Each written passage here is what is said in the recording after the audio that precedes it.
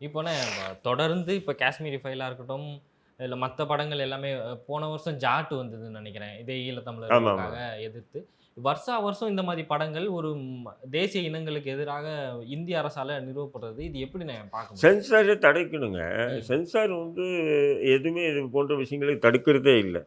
சாத டூரிஸ்ட் ஃபேமிலில அந்த புலி பொம்மைக்கு சென்சார்ங்க. அதுதான் சொல்றேன். அதேமாரி நீங்க என்னன்னா ஒரு படம் எடுத்து வெளியிட சொல்லுங்க, ஊராமட்ட கட் பண்ணிடுவான். ம். சென்சார் கட் பண்ணிடுவான். வெளியிடவே விடமாட்டான். எத்தனை படங்கள், நூற்றுக்கு ஆயிரக்கணக்கான படங்கள் அப்படி வெளியிடப்படாம இருக்கு. ம். காரணம் என்னன்னு சொன்னா, அந்த பாசிச பயங்கரவாத அரசுக்கு எதிராக எடுத்த திரைப்படங்கள் எதுவுமே வெளிய வரல. ம். கமர்ஷியலா எடுத்த ஹீரோஸ் எடுத்த படங்கள் வெளிய வருது. அ பிரைவேட்டா சின்ன பட்ஜெட்ல எடுக்கக்கூடிய இது போன்ற திரைப்படங்கள் வருது. ம்.